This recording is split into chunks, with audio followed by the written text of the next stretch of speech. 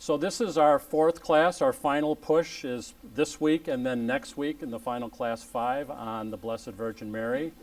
So you're to be congratulated. You've pushed through so far the first 3 classes. We had a little break so that you could rest your minds a bit and get ready for our next topic. You might recall that the name of this series is the Theology of Grace, and we spent the first 3 classes really talking about the terms of that theology, the nature-grace distinction in Catholic theology. We spent some time on Martin Luther and the Protestant Reformation and the Council of Trent's response to that further developed the theology of grace. And then in the 3rd class, we spent time on the spiritual life and discernment of grace in our lives. So we haven't given nature enough attention.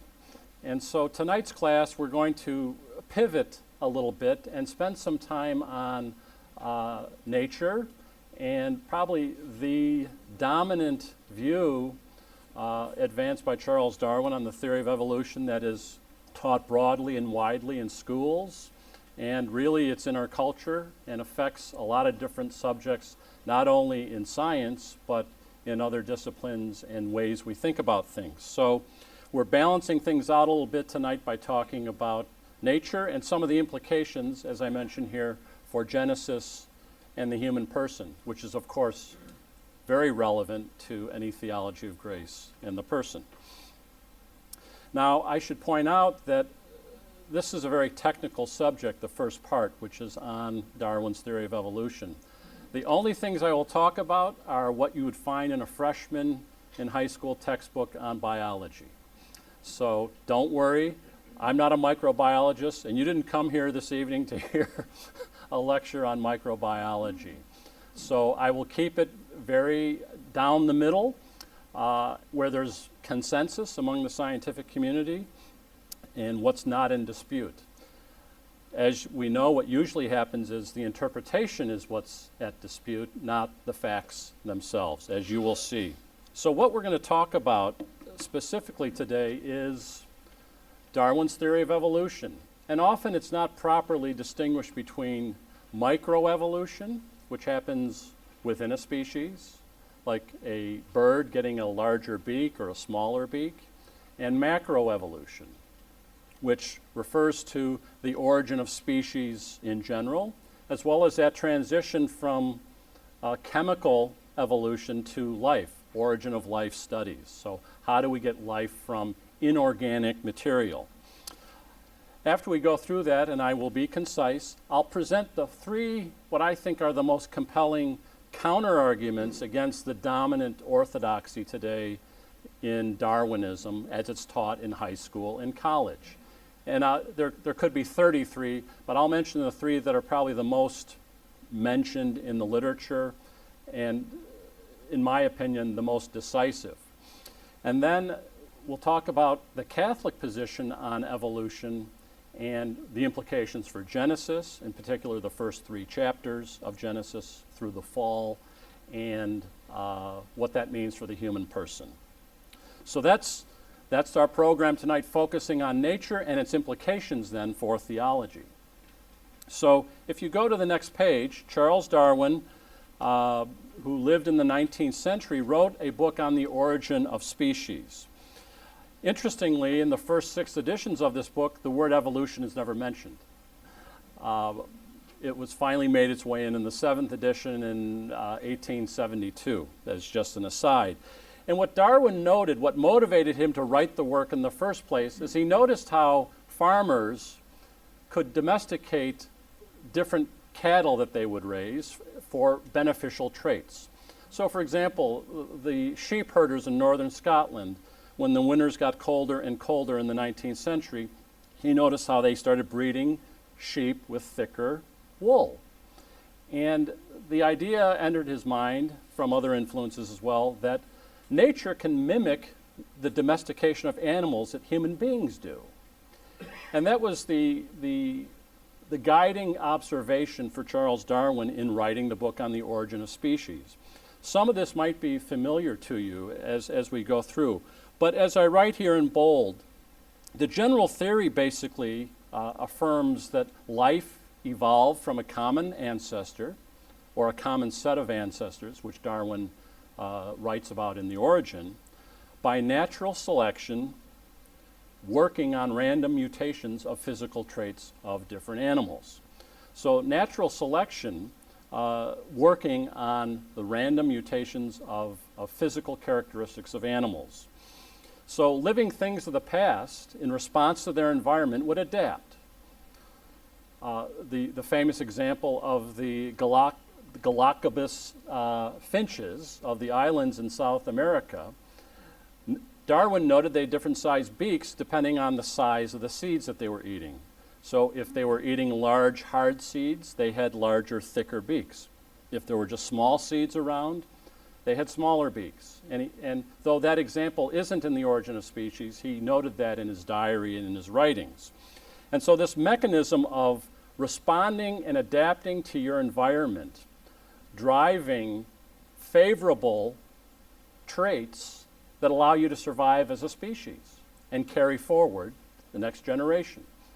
So finches that have large beaks breed and create baby finches that also have large beaks, and then they survive. Foxes that have fur that is white in wintertime aren't predators. They aren't subject to predators. They survive, and the foxes with brown hair in cold climates die off. They are adapting to their environment to survive, and they pass that on to their offspring. So this mechanism of natural selection working on these random mutations of physical characteristics of animals or any organism are adaptive and creative and give the appearance of design of maybe God's handiwork, but in fact it's purely driven by natural selection working on random mutations. So the key characteristics of the theory are natural selection is unguided. It's blind. It's merely selecting based upon who adapts best and survives a given environment. And it's gradual.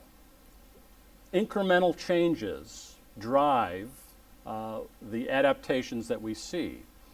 And so Darwin, in looking at the spectrum of different organisms and animals that he saw on his voyage to South America, began noting these characteristics. So the key characteristics of his theory are evolution is unguided, it's blind, and it's gradual. Incremental changes add up and accumulate. So microevolution, as I started to say, is this natural selection of advantageous traits, thick fur on sheep, thicker beaks on finches, within a species. That's microevolution. And that's really not something that's in dispute, frankly. As I've mentioned in the past, every horse breeder and dog breeder uses microevolution all the time. Those farmers in northern Scotland intuitively knew by breeding sheep with thick fur with each other, they would get baby sheep, lambs, with thick fur. So microevolution isn't really debatable, and it's obvious in our experience. Macroevolution is where the controversy lies, in particular. And I'm speaking of a scientific controversy. I'm not even talking about religion. I'm talking within the scientific community, what is meant and is macroevolution as described by Darwin and the neo-Darwinists of today. Is it even an adequate mechanism to explain what it purports to explain, namely the origin of life and the origin of species? So can a cow become a blue whale, given enough time? That is a poster child for the neo-Darwinists to attempt to prove macroevolution. Or the fossils of horses as another example used by Darwinists to show, they think, the truth of macroevolution, that incremental adaptive changes can lead to whole new species or the origin of species from inorganic matter, sometimes called chemical evolution, as I mentioned here at the bottom. You might have heard the expression the prebiotic soup. So if the Earth is about 4.5, 5 billion years old, let's say, and the first billion years was just inorganic matter and different things, that somehow out of that, life emerged. That is a mainline macroevolution proposition. And we will spend some time talking about that. That's really going to be our focus tonight, is this macroevolution piece that I'm talking about. But to put a little more shape to this, I'd like to read a quote from Stephen Jay Gould, who is a neo-Darwinist of a very interesting kind, but certainly within the neo-Darwinistic school. So, quote, "Natural selection acts exclusively by the preservation and accumulation of variations which are beneficial under the organic and inorganic conditions to which each creature is exposed at all periods of life. The ultimate result is that each creature tends to become more and more improved in relation to its conditions." And now that's a quote from Charles Darwin, Chapter 4 on the Origin of Species. Now moving to Stephen Jay Gould, who wrote this book, The Structure of Evolutionary Theory, the book is intending to get at what is essential to the Darwinistic theory. And then he also made a recommendation on how to improve it. But in his view, and quoting from him, and as I mentioned before, evolution, the heart of it from Darwin is it's incremental and unguided because it's random. Quote, "If the variations that yielded evolutionary change were large, producing new features or even new taxa in a single step, then natural selection as a theory of evolutionary change would perish. Variation itself would emerge as the primary and truly creative force. For this reason, saltationists, which means jumps, gaps, or macro-mutational theories have always been viewed as anti-Darwinian.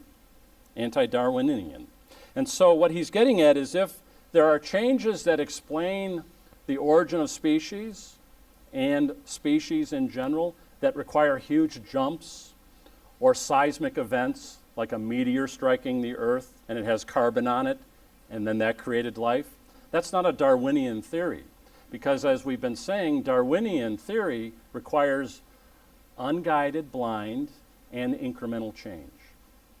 So that's the first point he's making. The next point that Stephen Jay Gould makes is, quote, "We come now to the heart of what natural selection requires. In going from A to a substantially different B, evolution must pass through a long and insensible sequence of intermediary steps. Ancestor and descendant must be linked by a series of changes, each within range of what natural selection might construct from ordinary variability. Without gradualism in this form, large variations of discontinuous morphological import, rather than natural selection, might provide the creative force of evolutionary change." I will anticipate myself a little bit. What Stephen Jay Gould, who passed away, maybe 15 years ago, who was a microbiologist, not by training, but had a PhD, I believe, in zoology. What he is dealing with is the fact that the fossil record does not show incremental change, as we'll show in a moment. So the fossil record is not Darwinian. And so as a result, there has to be some other events that allow the natural selection framework to be held, but with other variables that, in effect, electrify it, put life into it. And so we will touch on that a bit, but that's what Stephen Jay Gould is up to, is how do I retain the framework of Darwin, unguided and incremental change, but account for the fact that the fossil record and other things we know are not Darwinian. And we'll get to that in a moment. So what are the three challenges I mentioned earlier that I was going to talk about this evening? And they're all related to this transition from chemical evolution to life, from the prebiotic soup to organisms on Earth. And the three are, one is very tactical, of the Miller-Urey experiment of 1953. You might be thinking, Charles, why on earth are you spending time on that? You'll see in a moment. Second, the fossil record, as I just mentioned. Any honest assessment of it, and this is true even of Darwinists now, they recognize the fossil record does not give evidence of Darwinian evolution. Isn't this, this sounds amazing to you, but we'll go through the main headline in a moment, but this is the case. And then lastly, the discovery and development of DNA, which was something, of course, 19th century biologists and zoologists like Darwin had no idea about. In fact, they had no theory of heredity, and they had no idea of the cell. They thought the cell was just a homogeneous glob of protoplasm, and very simple in its construction. So you can see why they focused on physical traits of organisms being passed on. They had no idea how heredity actually works, which is what DNA is. And so that will be decisive on why Darwinian evolution can't account for the facts of science, particularly of the discovery of DNA. So as I say, I will keep this at the level of high school biology because that's all I ever took. All right, Stanley Miller and Harold Urey, University of Chicago, 1953. Stanley Miller was his doctoral student, and they conducted an experiment. Now, the reason why I mention this experiment is it's a very famous experiment and kind of launched the whole idea that we can get life from inorganic material, of whatever the early Earth material was. And so they conducted an experiment by running an electric charge in a vacuum changer of hydrogen, methane, ammonia, and water vapor. And what they discovered 2 or 3 days later, after running the electrical charge through lightning, is a few amino acids formed 2 or 3 days later in the vacuum chamber. So as a result, and as we know rushing forward, amino acids are actually the building blocks of proteins which carry out cellular activities. So, we have a thread here of how we go from inorganic matter to living things. Darwin was right. It was just a matter of discovering it. The problem with this is that by the 1960s and 70s, geophysicists and geologists, and in my day we called it earth science, at the University of Chicago and other places, concluded that the early Earth atmosphere was nothing like that experiment. In fact, the early atmosphere was more like carbon and nitrogen, and as they examined more of the Earth's mantle, the layers of the Earth where this was isolated, by the early to mid-1960s, this experiment of Stanley Miller and Harold Urey was not taken seriously by anyone who was studying this. But as I mention here in this next footnote, and it's in your bibliography, in biology textbooks to this day, taught in high school and college, this Miller-Urey experiment is presented uncritically as an example of macroevolution going from inorganic matter to living things, to this day.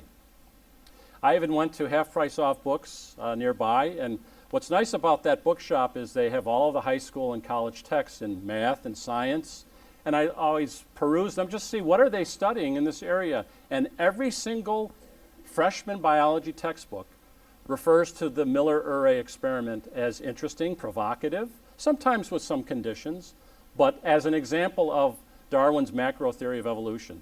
And the truth is, it has never been taken seriously for the last 50 years. So there's a gap between this interest that neo-Darwinists have in our education and what actual researchers are working on and thinking about. So I mentioned that as well. And if you don't believe me, please go to the article in Scientific American in February of 1991, where Stanley Miller is quoted, "The problem of the origin of life has turned out to be much more difficult than I and most people and other people imagined."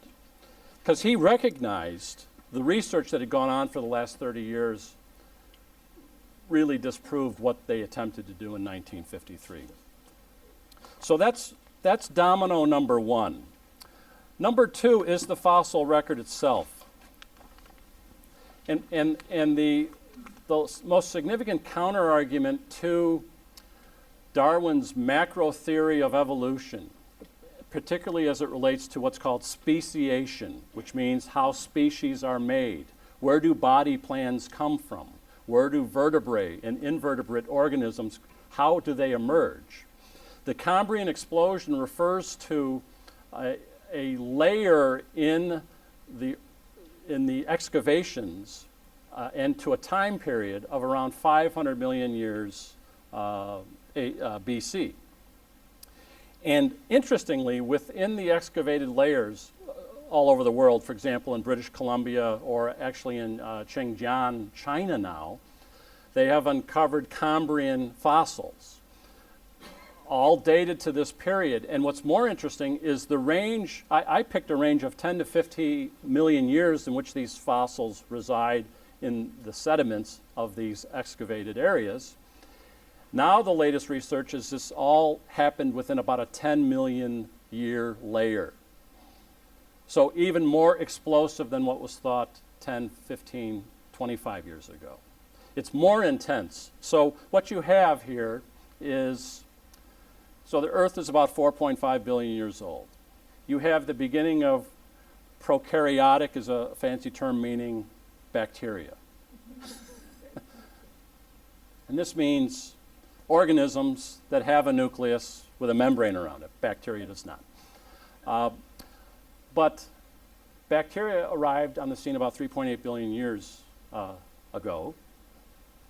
And organisms of a very primitive variety, about 2 billion years. And no one disputes this. This isn't in dispute.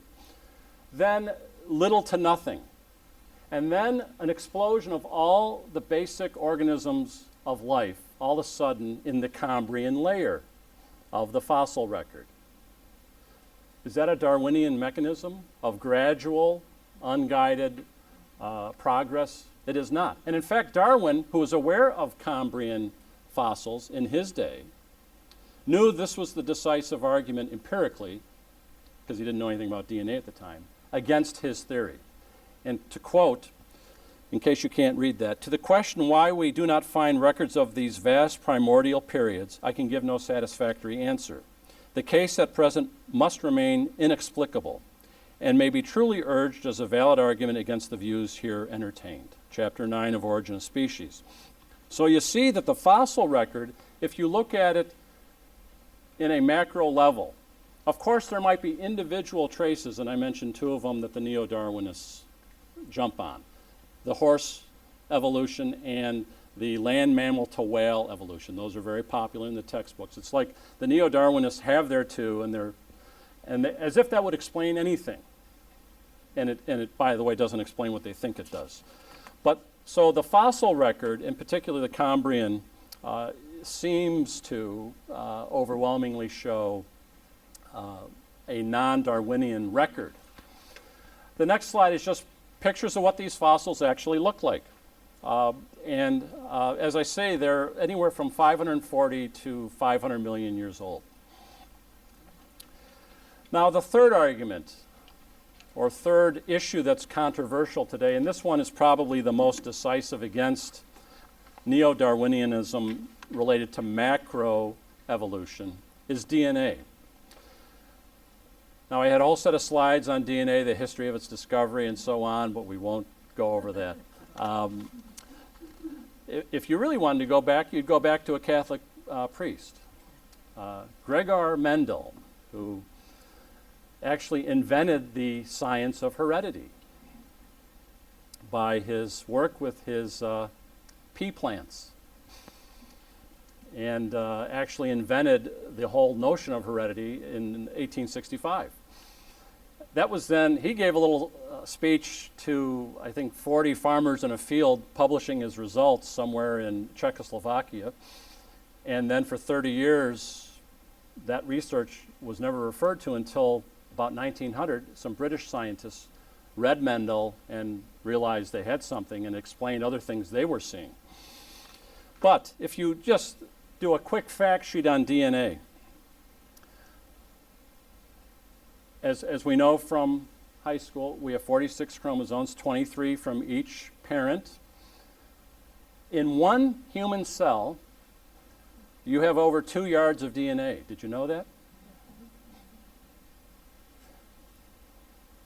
3 billion DNA subunits, these ATCGs, maybe you've heard of these before, but they are the base, what they're called nucleotides, that are on the backbone of every DNA molecule.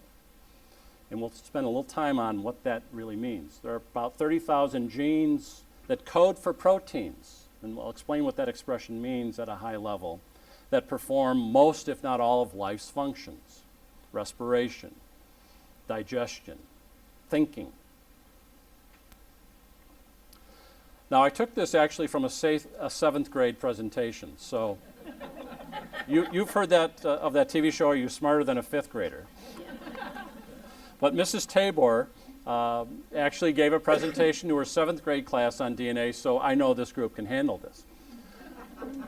Deoxyribonucleic acid, that's DNA. It's a molecule that stores information. Note that term, information. Isn't that interesting? Why would that term be used? We'll see that in a moment. But what does DNA do? It contains instructions for making proteins, just like a recipe to make a cake. One more slide on this.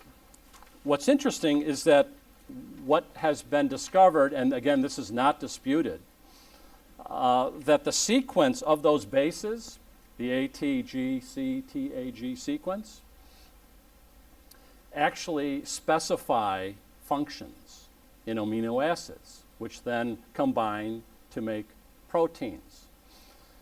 So when you hear the term genetic code or the genome or things like that, what it really means is these triplet codes, letters, they're not really letters. If you looked under a microscope, you wouldn't see these letters. But these are the names given for these bases that code for an amino acid.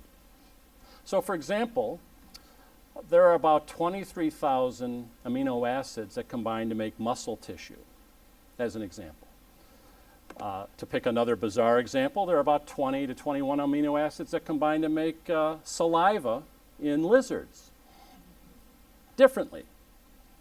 So, but again, it specifies a function by which proteins then operate in cells.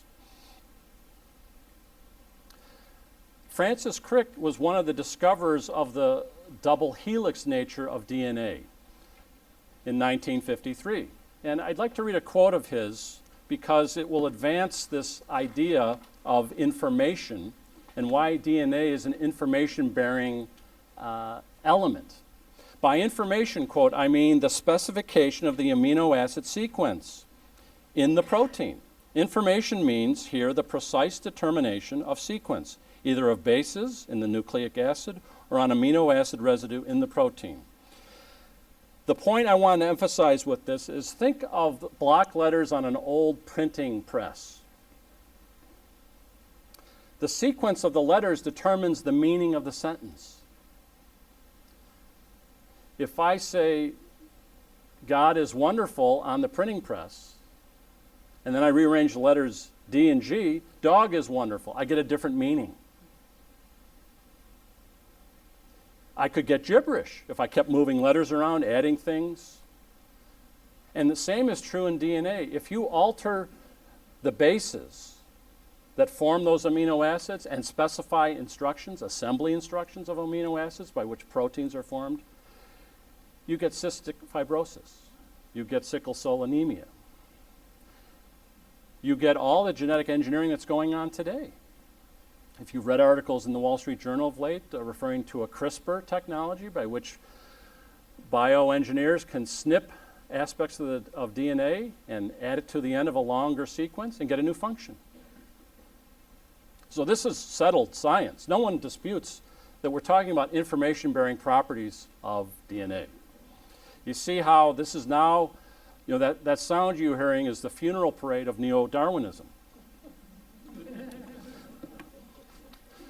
So Richard Dawkins, no friend of sane thinking or creationists by any stretch, and you notice I haven't even talked about religion because religion's irrelevant to this conversation at the moment. Richard Dawkins, who is a renowned neo-Darwinist and atheist and feels that Christianity is a form of child abuse, also recognizes this. Quote, the machine code of the genes, note the expression, the machine code, is uncannily computer-like. Apart from differences in jargon, the pages of a molecular biology journal might be interchanged with those of a computer engineering journal. So this isn't debated among either side. So in summary, DNA encodes instructions that builds proteins for life and cellular operations, which is why I say it resembles language, like that printing press, or stencils, or computer language. If you wanted to get a new game on your PC or laptop or phone, my nephew's here, so he doesn't have a PC. What do? You download a new piece of software, right? You don't just sit there waiting for the chess program to appear. You download new information onto your hard drive, and now you can play the game. So DNA works that way as it relates to life, and specifically amino acids and proteins. So ask yourself a question. If that sequence is critical to function, the sequence of those letters, A, T, G, C, in those nucleotide bases that form those amino acids that build up proteins, if that's critical, that specified sequence, can a random process, can natural selection working on random mutations generate biological information? So recasting and restating the problem of the origin of the life is the problem of what is the origin of biological information. What is our experience of information in general? Specified information. When we drove here this evening and we saw the construction zone in front of the door, did we say to ourselves, isn't that amazing what wind and rain can do? And how that caution yellow tape just happened to wrap like that? The wind must have really did something crazy. Or if we've ever been around Mount Rushmore, do we say, wow, isn't that amazing what wind and erosion can do? So the question of the origin of life is really the question of what is the origin of biological information. Now, back to Richard Dawkins, who wrote a book in 1986 called The Blind Watchmaker. Now, that title is itself provocative because he was remembering William Paley, a household name, I know, but Paley's watch is a famous story of William Paley walking on the beach in a rugged area, rugged terrain, far away from any civilization, and he finds a watch on the ground. And he says to himself, why do I know that was made by a human being and the veins on the beach and the seaweed that's all over the place was not? Why is that random and this watch is specified? And this was the argument of design that was common in those days, I want to say the 18th century. And Richard Dawkins is recalling that by the title of his book, The Blind Watchmaker. Who is the blind watchmaker? It's natural selection working on random mutations. And Dawkins in another work will say, biology is the study of organisms that appear to be designed for a purpose but are not. What I like about Richard Dawkins is he's all in. He does not debate the facts, but he maintains his atheism. So he did a simulation in this book, The Blind Watchmaker, published in 1986, where he wanted to say, I could write a simple computer program that could take gibberish, generation 1, 28 spaces, 27 possible letter space combinations, so 26 letters of the alphabet and then blank, and in a space of 43 generations, produce a specified informational sentence. And so in the book, he talked about how the initial program took 3 hours to run, then he tweaked it a bit, and it only took an hour to run. He said, I went to lunch. By the time I came back, it had iterated through all the generations, and we got to methinks it is a weasel, which is a line, I believe, from Hamlet. So that was his experiment, and he put this in his book to show this is how natural selection working on random mutations without any appeal to God or any other weird thing can explain how we go from gibberish, the prebiotic soup of inorganic matter, to life, to specified informational complexity. What's the problem with this? It's not an example of a Darwinian mechanism. Why? Because if you notice, he's retaining in each generation the letter that matches the target message. And you can even see it in the last iteration. Methinks it is like I weasel. You could tell the program is going through the vowels A, E, I, O, U. So I, O, U, A. So 41, 42, 40. That's how the vowels worked. Every digit, A, E, I, O, U, and then all the letters that match, and then he retains it. Now that's cheating, right? In the real world, if you've got bad DNA, you don't survive. There is no retaining the target message as you go. The finch can't eat the seeds, it dies. It doesn't pass on anything. So that's not an example, and as I mentioned there, by retaining the elements of the target phrase all throughout the algorithm, he's violating the whole principles of Darwinism, of unguided, blind, and random.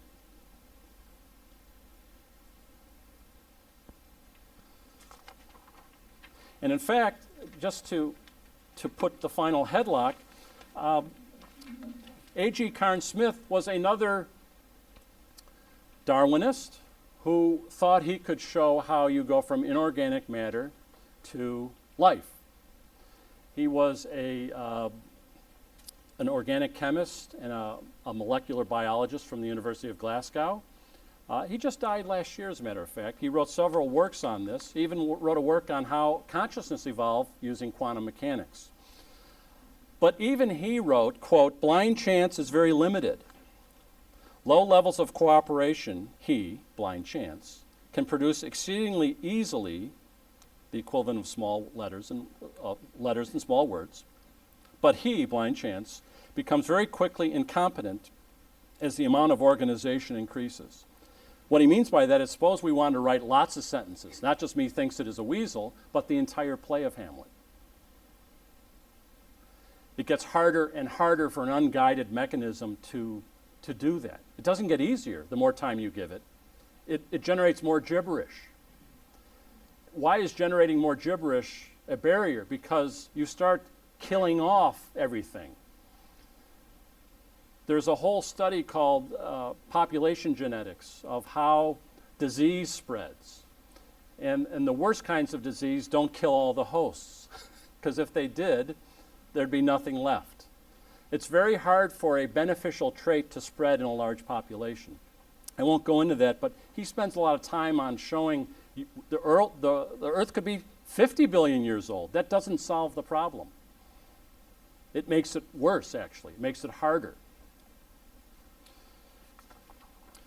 And just for the computer software developers in the room, and they know this intuitively, and my brother is a software developer, and he would tell you this and other things, but randomness actually is the enemy of code and software programs and functions.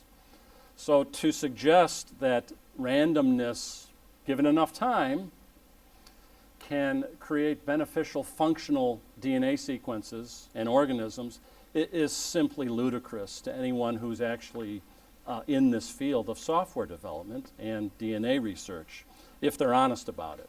Because I'm talking, again, not about traits within a species, like dog breeders. I'm talking about the origin of life, and how do you go from a cow to a blue whale? That's what I'm talking about. So summing up, I like this expression, so I included it. Darwin showed the survival of the fittest within a species. Well done. But he didn't show the arrival of the fittest of a new species. And if you read his work, The Origin of Species, he doesn't demonstrate any of that.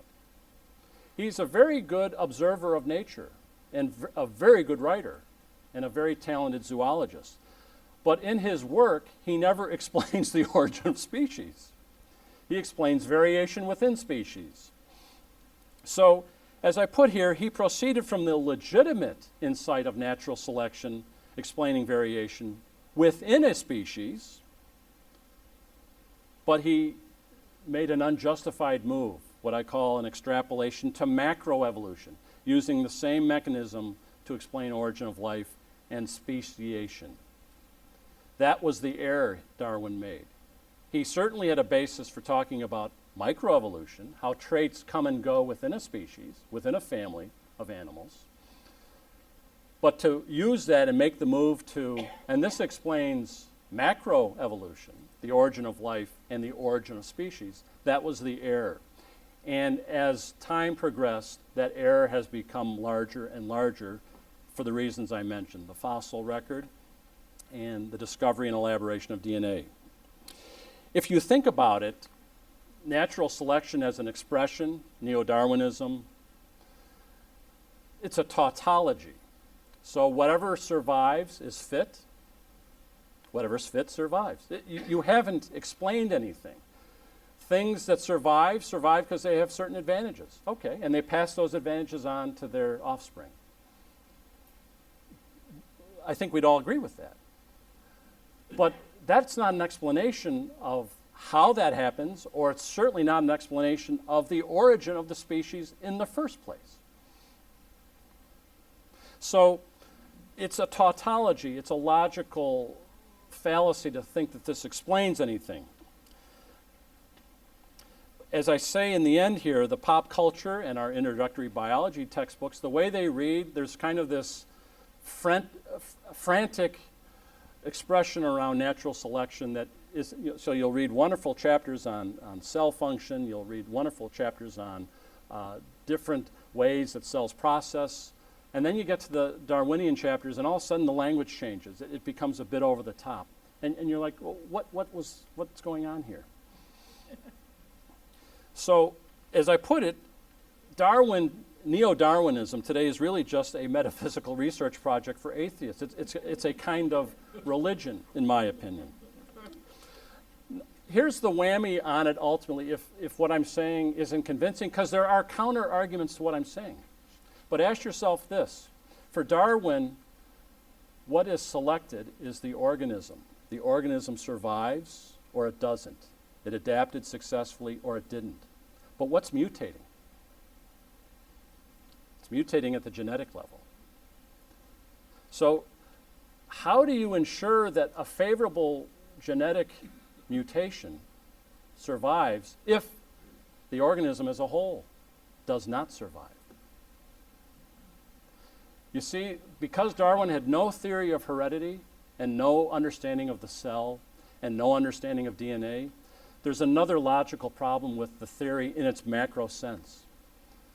There's a disconnect between what's selected, the organism as a whole, right or wrong, with all of its good genes and bad genes, and what were the favorable genes that mutated that gave it the advantage? Are those decisive? What if the white-furred fox gets eaten, doesn't pass on its DNA, and yet that was a favorable trait in winter? So you see, there's a logical problem with the theory as well. So we probably need a little humor. Mom, why does brother's beak look different than mine?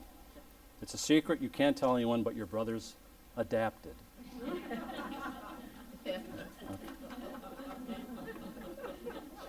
I figured you'd need a little laugh after all that biology. We'll take questions at the end because I don't want to make light of what I just covered because I'm, in truth, not being fair to the other side. Because there are counter arguments to what I've been saying. For example, the fossil record, if there are cataclysmic events that occurred 60 million years ago or 200 million years ago, as people think there are, what would that do to the fossil record? It might disturb it. If sedimentation occurs more slowly than the presence of the species in the fossil record, it would appear to be sudden. It's all in that layer. So there are counter-arguments to what I'm saying as well. But I've never heard a good counter-argument to the DNA discoveries. So you can see why anything empirical is always going to be subject to revision. The fossil record is empirical. It could change. We might discover some things that would show that gradualism of Darwin. So it's possible that could be revised. So I mention this also because as Catholics, the good news is it doesn't matter to us under one condition, which theory you believe, and we'll get to that in a moment. But as Catholics, you could take the other side of those three arguments that I just made against Darwinism, except for one thing, and we'll talk about that now. 1950, Humani Generis Pope Pius XII. This was an encyclical on a variety of subjects. One was on Thomistic philosophy and theology. Others were treating certain errors that had crept into the teaching institutions of the church. That never happens. And so he also spent some time on evolution. Quote, "For these reasons, the teaching authority of the church does not forbid that in conformity with the present state of human sciences and sacred theology, research and discussions on the part of men experienced in both fields takes place with regard to the doctrine of evolution, in as far as it inquires into the origin of the human body as coming from pre-existent and living matter, for the Catholic faith obliges us to hold," did I jump a line? Yeah, I'm sorry. "Take place with regard to the doctrine of evolution, in as far as it inquires into the origin of the human body as coming from pre-existent and living matter, for the Catholic faith obliges us to hold that souls are immediately created by God." That's the catch. "However, this must be done in such a way that the reasons for both opinions, that is, those favorable and those unfavorable to evolution, be weighed and judged with the necessary seriousness, moderation, and measure, and that all are prepared to submit to the judgment of the Church, to whom Christ has given the mission of interpreting authentically the sacred scriptures and of defending the dogmas of faith. Some, however, rashly transgress this liberty of discussion when they act as if the origin of the human body coming from pre-existing and living matter were already completely certain and proved by the facts which have been discovered up to now and by reasoning on those facts, and as if there were nothing in the sources of divine revelation which demands the greatest moderation and caution in this question. Now we come to it. That's the wind-up. So here's the pitch. When, however, there is a question of another conjectural opinion, namely polygenism, I should explain that polygenism means that our origins come from multiple parents or small communities or villages, not a single set of parents. So that's polygenism. Namely polygenism. The children of the church by no means enjoy such liberty. Why not? For the faithful cannot embrace that opinion which maintains that either after Adam there existed on this earth true men who did not take their origin through natural generation from him, as from the first parent of all, or that Adam represents a certain number of first parents. Now, it is in no way apparent how such an opinion can be reconciled with that which the sources of revealed truth and the documents of the teaching authority of the Church propose with regard to original sin, which proceeds from a sin actually committed by an individual Adam, and which through generation is passed on to all and is in everyone as his own. So you see the problem. If we affirm that there was polygenism, namely multiple first parents, that's a bizarre expression, but multiple parents, how then do you have the transmission of original sin to all? So imagine you're in a village, you're in village A, and then someone runs into your village from village B and says, Adam just sinned. And you're like, well, what does that have to do with me? Why is that on my back now? What happened over there? I told him not to. So you see how that's an odd state of affairs. But what's interesting is the language here, which papal interpreters immediately pounce on. And it's the expression, now it is in no way apparent how such an opinion can be reconciled with, etc., etc. There's a slight opening there.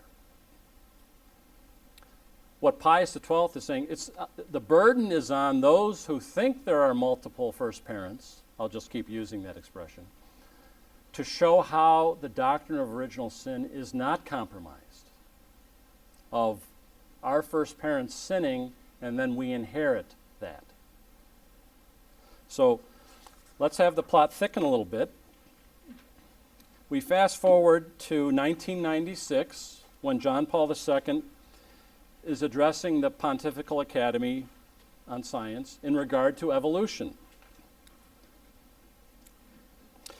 Quote, today, more than a half century after the appearance of that encyclical, namely the one we just read from Pius XII, some new findings lead us toward the recognition of evolution as more than a hypothesis.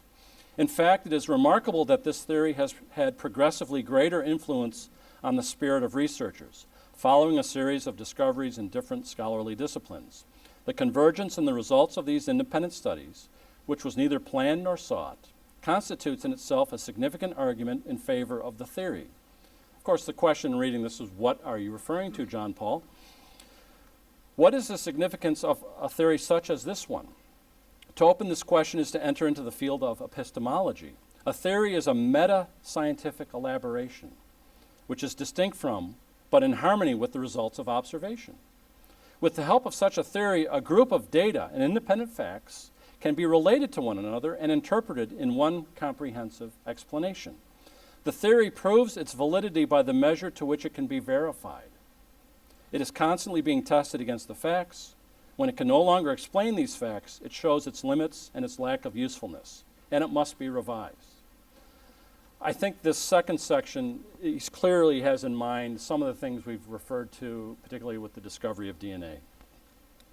Moreover, the elaboration of a theory as that of evolution, while obedient to the need for consistency with the observed data, must also involve importing some ideas from the philosophy of nature. And to tell the truth, rather than speaking about the theory of evolution, it is more accurate to speak of the theories of evolution. The use of the plural here is required, in part because of the diversity of explanations regarding the mechanism of evolution, and in part because of the diversity of philosophies involved. There are materialist and reductionist theories, as well as spiritualist theories. I'll just pause there. An Orthodox Catholic position is simply God can use the mechanism of evolution to produce life. There's nothing incompatible about that. There's nothing incompatible about that with Genesis. But continuing, here the final judgment is within the competence of philosophy and beyond that of theology. The magisterium of the Church takes a direct interest in the question of evolution because it touches on the conception of man, whom Revelation tells us was created in the image and likeness of God. The Conciliar Constitution Gaudium et Spes from Vatican II has given us a magnificent exposition of this doctrine, which is one of its essential elements of Christian thought. The Council recalled that man is the only creature on earth that God wanted for its own sake. The rest of creation, we're the steward of that creation, man is. In other words, the human person cannot be subordinated as a means to an end, or as an instrument of either the species or the society. He has a value of his own. He is a person. By this intelligence and his will, he is capable of entering into a relationship of communion, of solidarity, of the gift of himself to others like himself. So God and evolution and the human person are compatible, but he's now going to winnow in a bit more on what is essential. It is by virtue of his eternal soul that the whole person, including his body, possesses such great dignity. Pius XII underlined the essential point. If the origin of the human body comes through living matter, which existed previously, the spiritual soul is created directly by God. That's a quote from Pius XII. As a result, the theories of evolution, which, because of the philosophies which inspire them, regard the spirit either as emerging from the forces of living matter or as a simple epiphenomenon of that matter, are incompatible with the truth about man. They are therefore unable to serve as the basis for the dignity of the human person. So to pause there, there's nothing in evolutionary theory taken in a Catholic sense that is contrary to God creating everything. When you get the atheistic philosophy as the extra freight with that theory, that's where the Pope, both Pope Pius XII and John Paul II, are saying that's wrong, because it doesn't do justice to the dignity of the human person. And it's not necessary. It's not needed. It's not certainly a datum of experience. There's nothing in science that could, frankly, ever disprove the existence of God, because that's not its method. Wrapping this passage up, number 6, with man we find ourselves facing a different ontological order, an ontological leap, we could say. But imposing such a great ontological discontinuity, are we not breaking up the physical continuity, which seems to be the main line of research about evolution in the fields of physics and chemistry?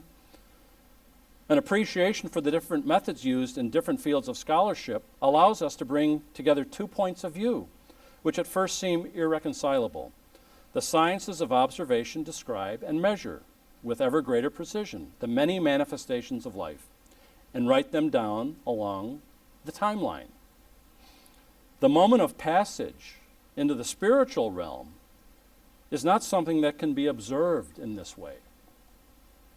Although we can nevertheless discern through experimental research a series of very valuable signs of what is specifically human life, but the experience of metaphysical knowledge, of self-consciousness and self-awareness, of moral conscience, of liberty, or of aesthetic and religious experience, all of these must be analyzed through philosophical reflection, while theology seeks to clarify the ultimate meaning of the Creator's designs.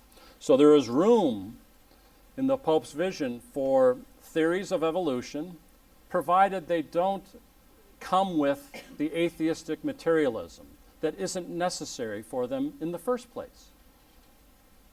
The last piece on this was written by then Cardinal Ratzinger, who is Pope Benedict XVI, to the International Theological Commission in 2004. And I quote this because it's a continuation of this stream of thought. Catholic theology affirms that the emergence of the first members of the human species, whether as individuals or in populations. I kind of stopped right there. Isn't that interesting? There is now an implicit reference to polygenism, which Pius XII didn't entertain but allowed a little wiggle room on. So, Catholic theology affirms that the emergence of the first members of the human species, whether as individuals or in populations, represents an event that is not susceptible of a purely natural explanation and which can appropriately be attributed to divine intervention.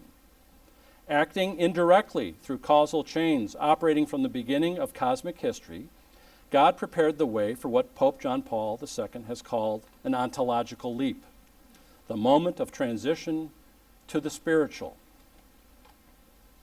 So that's an interesting development. Now, this is a statement by the head of the doctrine of the Congregation of the Faith to a particular audience, the International Theological Commission. So its status as magisterial teaching is limited. It would be in the area of theological opinion.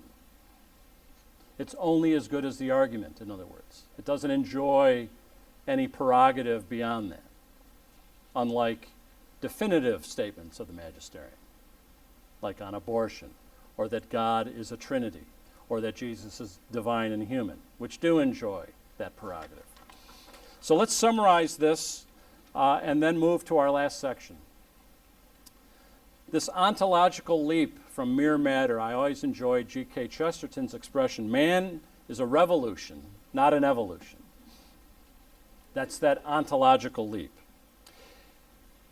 And it is healthy Catholic orthodoxy to affirm that the preparation of the human body could be achieved through indirect, incremental, or catastrophic steps as a preparation for God's direct intervention and infusing a human soul. Now, when I've mentioned this in the past, people will jump out at me, but ask yourself, in Genesis, we're created from dust. Does that sound better than a hominid from 80,000 years ago? Ask yourself, what's preferable? There's another sense in which there's a hidden bias we have. We think the more nature does, the less God does. And it's somehow less dignifying the more nature does. If we're subject to the whimsical cycles of evolution and then God jumps in at the end of that process, we somehow feel that's less dignified than if God directly created Adam and Eve right from the jump, just like that. But that's really not true when you examine that more closely. So keep that in mind, that God, as the primary cause of everything that is, works through secondary causes anyway. And the more secondary causes doesn't mean there's less God. God doesn't cooperate with secondary causes in a competitive way that we do. So if I want to make a sandwich, I have to plug my toaster in, I have to get the bread out of the fridge. And, do I have enough grape jelly? Did I get the peanut butter with nuts or not? It's exhausting for someone like me to think about this. God doesn't cooperate with secondary causality that way. It's non-competitive transcendence, to use an expression that Bishop Barron coined several years ago. But my little point at the end there, the key thing we have to protect in our Catholic faith is this, that our first parents were created in original innocence and goodness with God, and through an act of disobedience launched the heritage of original sin. And that we, by having a human nature, which we get from our first parents, bear the weight of that in all the effects that we hear in the Catechism. That's what has to be protected. Can that come through polygenism? That question has opened a bit in papal statements, as we've seen. The default position was monogenism for a very long time. But this is the constructive role that research into the life sciences and archaeology and other sciences can help the faith purify itself of things that are not essential. Which tees up my last section. I'll keep rolling just a few slides, then we can open up for questions. Pius XII himself, in a very famous encyclical called Divino Afflante Spiritu, actually established new parameters or parameters that have been lost for biblical research for Catholic scholars. So let me share with you a few quotes here. Quote, "What is the literal sense of a passage is not always as obvious in the speeches and writings of the ancient authors of the East as it is in the works of our own time. For what they wish to express is not to be determined by the rules of grammar and philology alone, nor solely by the context. This is why at Mass we often are sleeping through the readings of the Old Testament. What are they talking about? All these names and the names of these towns and cities and this intricate history of Israel and the odd way of expressing things in Genesis. The repetition, we've got the 2 stories of the flood. We've got 2 stories of Abraham giving his wife Sarah to the, what's going on with all of this weird repetition? It doesn't agree with itself all the time. We've got 2 accounts of the creation. One, plants are made on the 3rd day, and the 4th day the sun is made. How does that work? man's made at the end in chapters 1 and 2, and then in chapters 2 and 3, man's made at the beginning. What's going on? So, that's just to give you a little rest from me reading to you. The interpreter must, as it were, go back wholly in spirit to those remote centuries of the East, and with the aid of history, archaeology, ethnology, and other sciences, accurately determine what modes of writing, so to speak, the authors of that ancient period would be likely to use, and in fact did use. For the ancient peoples of the East, in order to express their ideas, did not always employ those forms or kinds of speech which we use today, but rather those used by the men of their times and countries. What those exactly were, the commentator cannot determine, as it were, in advance, but only after careful examination of the ancient literature of the East. So I've mentioned this to you before in past years, but the Bible is not one book. The Bible is a library. And just as when you walk into the Lake Forest Library and you bank left and you see the New York Times and the Chicago Tribune, you know you're in the fiction section. No, I'm kidding. No. But you're reading a newspaper and maybe the weather and the sports page are factual. But you read those differently than if you banked right and started reading poems and literature. You see how you have a different lens when you read. Why? Because it's different types of genre that are being used. So I read differently if I'm reading news articles than if I'm reading a novel, than if I'm reading history, than I'm reading a physics textbook. I have a different lens by which I read. And yet people come to the Bible and say, well, it's literal. And none of the church fathers ever thought it was literal. And yet everything has to be read the same way in the Bible? Where's that coming from? That's highly uncritical, and it's kind of childish. So keep that in mind. So, quote, finishing this off, this clearly points out that the first 11 chapters of Genesis, which really take you through Abraham, although properly speaking not conforming to the historical method used by the best Greek and Latin writers or by competent authors of our time, do nevertheless pertain to history in a true sense, which, however, must be further studied and determined by exegetes. The same chapters in simple and metaphorical language, adapted to the mentality of a people, but little cultured, both state the principal truths which are fundamental for our salvation, and also give a popular description of the origin of the human race and the chosen people. If, however, the ancient sacred writers have taken anything from popular narrations of that time, and this may be conceded, it must never be forgotten that they did so with the help of divine inspiration, through which they were rendered immune from any error in selecting and evaluating those documents as it pertains to our salvation. So note, it's a two-step move. One is these ancient texts, however they came to pass, use modes of expression and literary genres very much different from our own, can still express truths about our origins and the history of salvation. And from that, they're protected from error. This is the basis for the proper understanding of biblical inspiration. It gets you out of the dilemma of, I have to read these texts literally, to, I have to read these texts according to the genre that I'm reading. Okay, so let me give just some quick examples, and then we can wrap up. Every Old Testament biblical scholar will have spent time reading other cultures' texts of the time.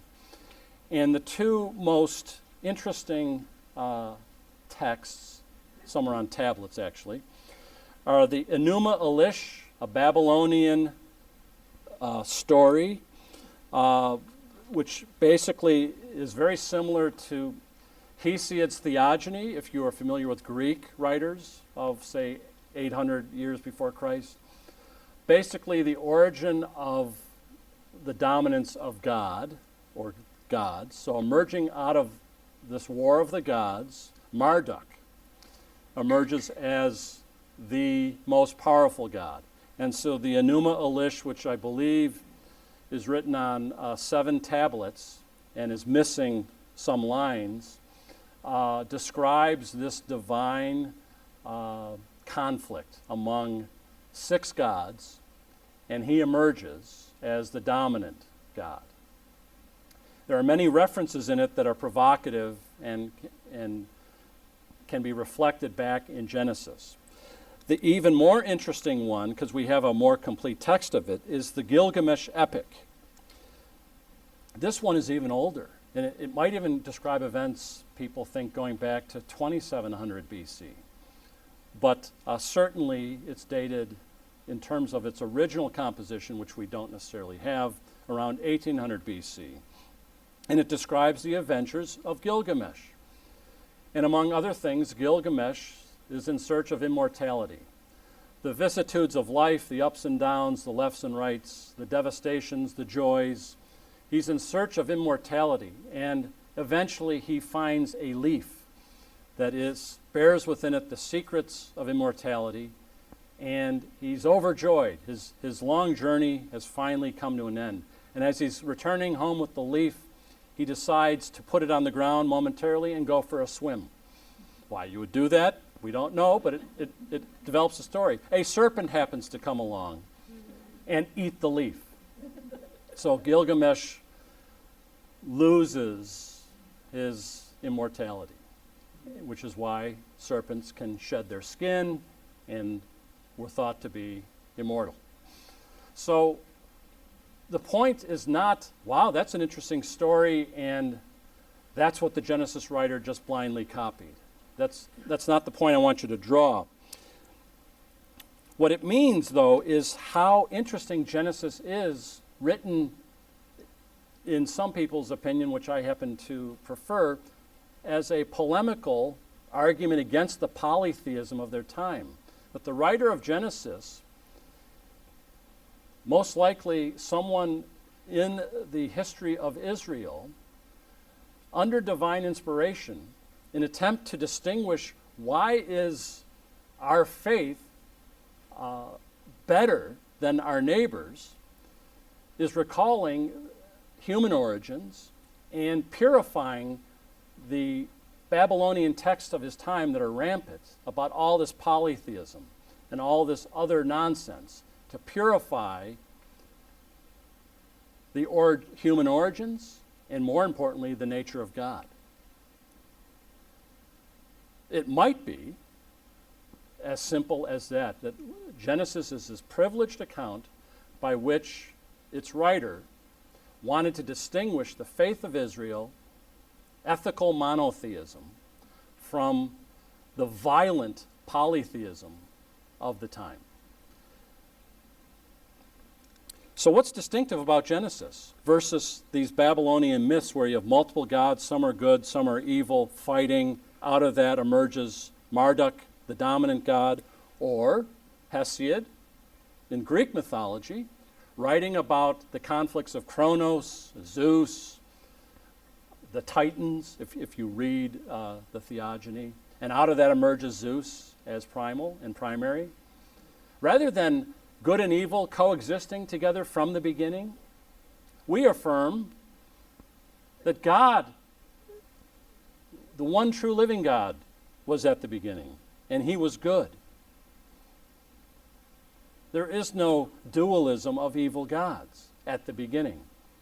Secondly, creation is the result of God willing it into existence, not the sexual congress of good and evil gods. Not violence, as some gods were created in Greek mythology, but rather it's created by the Spirit of God. It's rational. That's why we don't worship nature, because it's not God. This sounds obvious to us. It's actually come back in our culture now, the worship of the earth. Does anyone know what I'm referring to, by the way? Tree hugging is one expression, but the global warming movement in its extreme forms. As Pascal said, those who would lick the earth. And lastly, Genesis, as I mentioned, separates the origin of good and evil. God is good, creation is good, and it becomes perverted. Evil is a byproduct, it's a parasite that feasted on good and corrupted it. It's a fundamentally different vision of the universe and of God than of the Babylonian myths, than of Hinduism, Buddhism. It's a fundamentally different view of reality. There can be similarities in spiritual exercises, but the heavy lifting, the cosmology is different. And as we know, morality flows from cosmology. That's a whole nother class. But interestingly, though, the devil, who makes an appearance as the serpent, somehow does pre-exist in the Genesis story, the creation of Adam and Eve. There we have room for the bad angels in creation, the devils. So, interestingly, evil comes from our act of disobedience of our first parents and pride within, and from the lure of some external factor, the serpent, the devil. But the Genesis story makes clear two things. This evil, original sin, and the effects of original sin: we will die, we have to work by the sweat of our brow, women will bear children in pain, and other things, is inherent now in human nature. Human nature is not reducible to that because it was created good. But it's wounded, it's weakened. You remember the term concupiscence. Our minds are darkened and our wills are weak. So let me summarize, and then we can, in the time left, open up for questions, because I've thrown a lot at you, but it was a lot of ground to cover. But the natural sciences can help the faith. How? By what I call purifying it of its time-based attachments, or its heirloom attachments that perhaps aren't valid. One example from the past that would be popular is limbo. Remember, limbo was the place where unbaptized babies went, which is not something we promote these days, and it was just a theological opinion anyway. It seems a bit ghoulish in some ways. But limbo was promoted. So theology and philosophy, in this case, helps the faith purify it of these attachments that may not be essential. So to the natural sciences, and in this discussion tonight we've been talking about evolution, can help purify the faith as we deepen our study of monogenism and polygenism and the book of Genesis. The influence of ancient Near East texts on that writer. What were they? There seems to be a lot of similarities. The faith can help science. How? You can believe in the theory of evolution without being an atheist. It's not required. You can be liberated from that kind of silly attachment. Because as Catholics, as Christians, we can believe God works through any mechanism he wants to choose to create life and to create human life. And there can never be any conflict between religion and science. The false choices our culture presents us. Why? Because God is the author of sacred scripture and of nature. So we know that there can never be any conflict. And in fact, one resources the other and helps purify the other of these unhelpful attachments. Thirdly, possibly, subject to further review, the writer of Genesis purified the Babylonian stories, the polytheistic stories of his time, to recall true human origins and the true nature of God, particularly as it was revealed to the people of Israel and in salvation history of the Old Testament. It's an interesting perspective. It might be correct, it might not be. But this biblical perspective I'm talking about can help us today, how we face a polytheistic culture today, right now. Ethical monotheism means we are accountable to a personal God. We are not a cosmic accident. We are not a side thought. We are in fact personally willed into existence by a God who did not need to create. That's how we know it's personal, by the way. If God didn't have to create, the fact that he did means he's personally involved, which completely clashes with the polytheism of 2,000 and 3,000 years ago, and it clashes with the culture today. What are the polytheisms of today? We mentioned one of them, of earth worship. In another class, we talked about the sovereign self and its appetites. If you ever watch golf on television, the fertility drugs or the performance drugs related to fertility or infertility, you can't watch a round of golf anymore on TV. What's going on? This almost... Hey.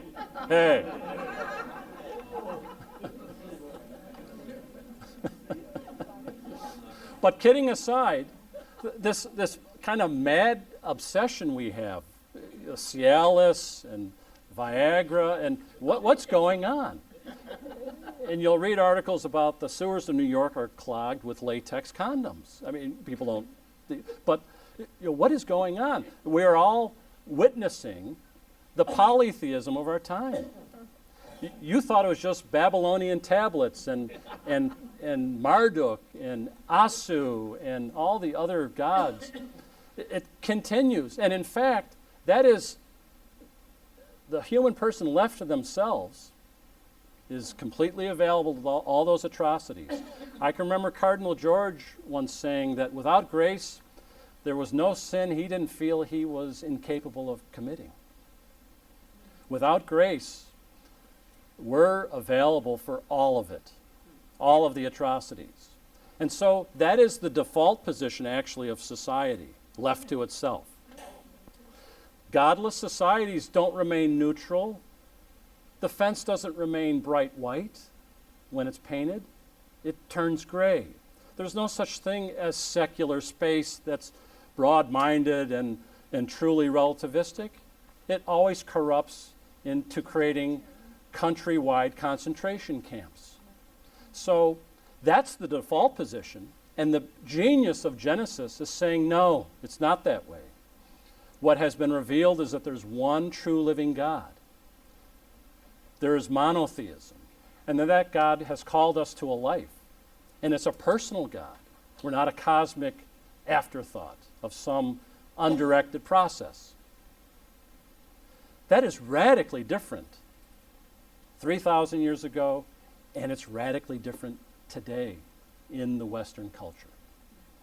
So that's why this reading of Genesis is so interesting and provocative for me and helps my faith, because it's exactly what I think all of us would have written when Genesis was written, when you're surrounded by corruption,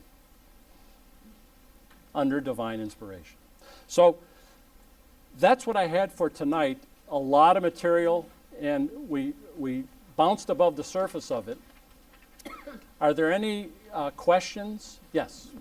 So the question is, given the research in origins of human species out of Africa, has that now been demonstrated by the DNA research that they've done?